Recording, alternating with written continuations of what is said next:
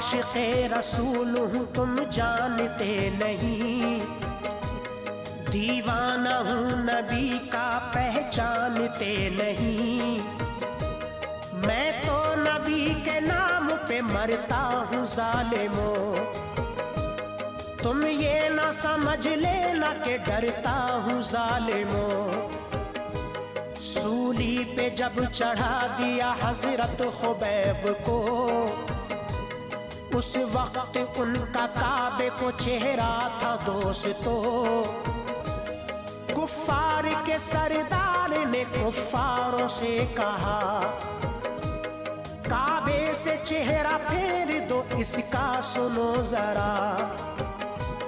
बोले खुबैब काबे से चेहरे को फेर दो, दिल फेर ना सकोगे मेरा सुन लो।